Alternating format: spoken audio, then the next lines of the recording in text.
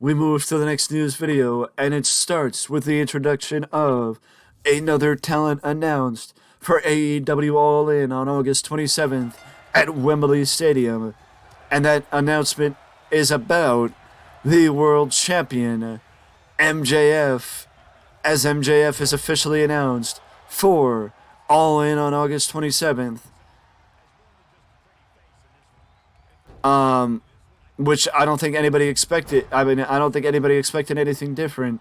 But the fact of the matter is, MJF will be there at All In at Wembley Stadium.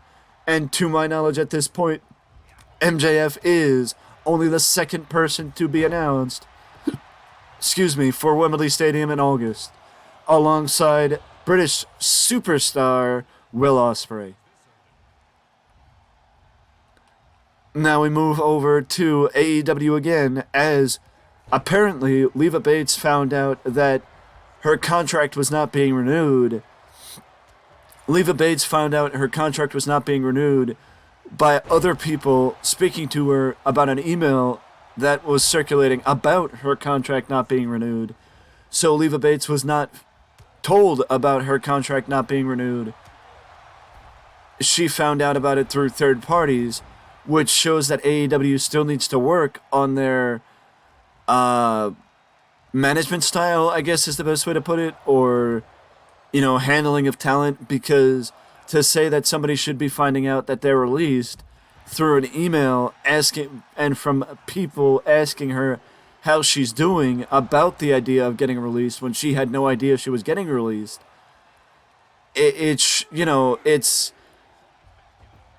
doesn't the company have a director of talent relations? And if they do have a director of talent relations, then what the hell does the director of talent relations actually do if the director's job is not to let talent know that they're getting released? And you think that somebody who had been with the company for as long as Leva Bates had, and had done as much with the company or for the company as Leva had, that they would have given her the opportunity to be told ahead of time that they were not renewing her contract.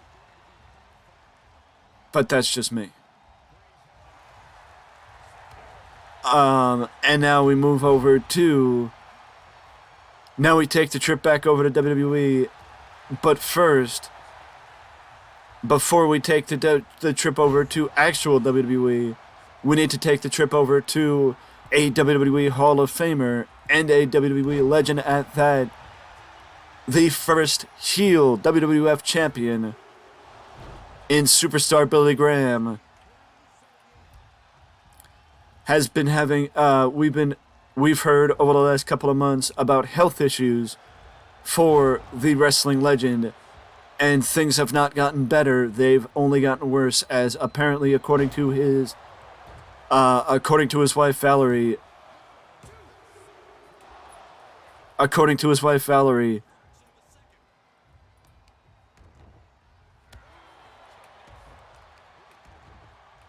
Superstar Billy Graham has been, doctors have wanted to take Superstar off life support, but his wife, Valerie, believes her husband is a fighter and is not prepared to take him off life support just yet, wanting to wait a little bit longer before taking him off life support. And the unfortunate thing is that means that we could be getting a report, if things don't improve over the next couple of weeks, about Superstar Billy Graham passing away. As of right now, the current health issues influencing or affecting the Superstar are a major infection in his ears and skull, and congenital heart failure, diabetes, hearing loss as a result of the infection. It's sad, it's unfortunate, and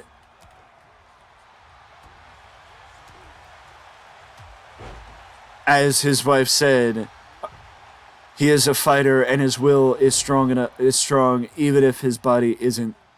God is our hope. I am damn sure that I'm right alongside with my fellow wrestling fans and media outlets where I can sit here and say that I hope nothing but the best for superstar Billy Graham and his family. We never, we never like seeing this, and unfortunately, I don't want to say it's a part of nature, but it's a part of life. And, if there's anybody that's a fighter, it's superstar Billy Graham. I do hope he keeps fighting. I do hope he stays around a little bit longer and gives us a little bit more of that superstar fight. That fight that put him at the top of WWE for a very long time. And I wish nothing but the best to superstar Billy Graham and his family during this trying time. Prayers and positive thoughts to him and his wife and the rest of the rest of Billy Graham's family. Now we shift over to the World Heavyweight Championship, as if you guys thought that it was a spontaneous thing, that was just something that WWE put together just because they didn't want to take the title off of Roman. Well, this is something that has been planned for the last couple of months, because back in September, the USA Network started with their escapades about wanting a championship back on Raw, and that, in no uncertain terms, sparked the rumors of a world championship coming back to WWE, of a second world title coming back to WWE, and that is where the plan of the World Heavyweight title came to pass and was brought into question. But the fact of the matter is,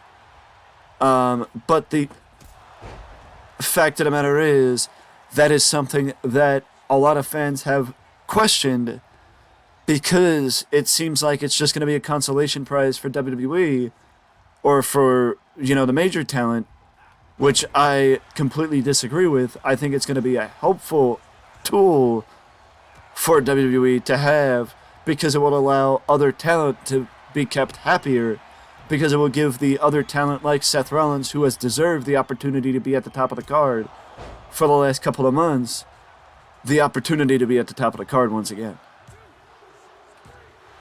And the fact of the matter is, it would give somebody like Drew McIntyre the opportunity to be featured at the top of the card as well, which is something that McIntyre has not been given the opportunity to be. Even though he did have a feud with Roman Reigns, he has not been given the opportunity to be in that spot that he was in during the pandemic, and did so very well during the pandemic.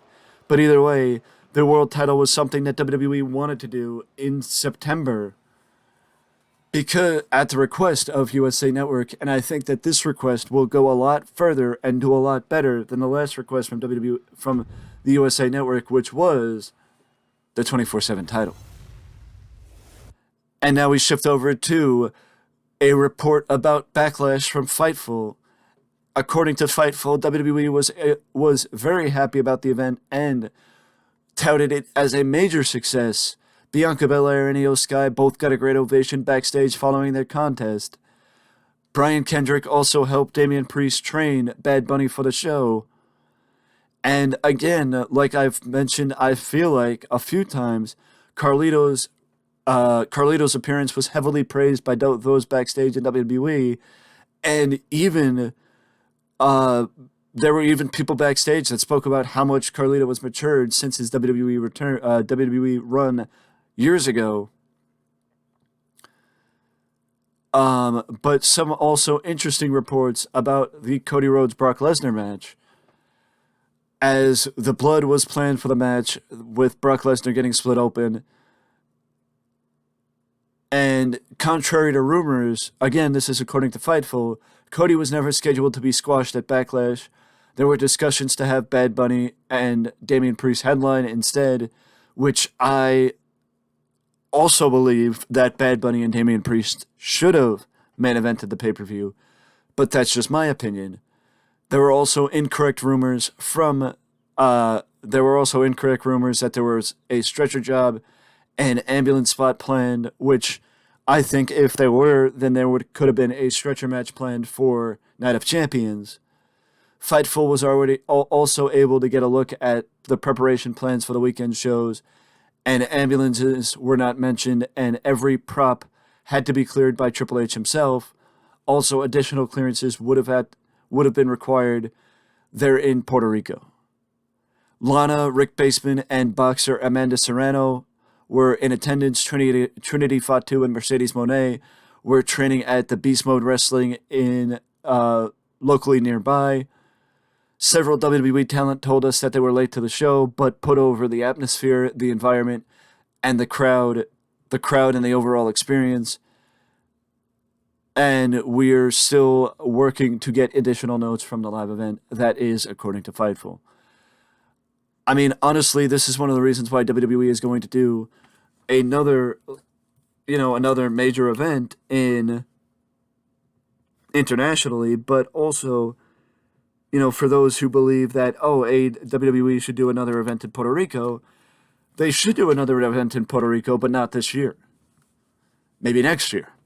Sort of like they did with Clash at the Castle, and then planned another international live event in the UK next year, which was this year. But also nobody expected them to go back to the UK this year, so it would be a surprise, again, if they went back to Puerto Rico next year. Either way, though, I mean, I think Backlash was a huge success and set the bar for the international live events in 2023. The international premium live events in 2023.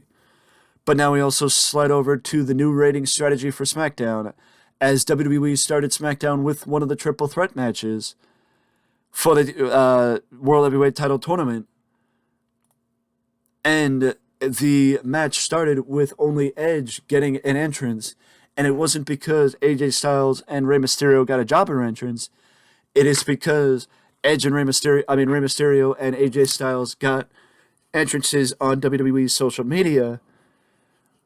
It's almost like giving them an entrance in picture-in-picture, but this is actually something that AEW's done on Rampage, where basically it's a way to tell fans the show is starting, get to your television screens, and turn on Fox, SmackDown is about to begin.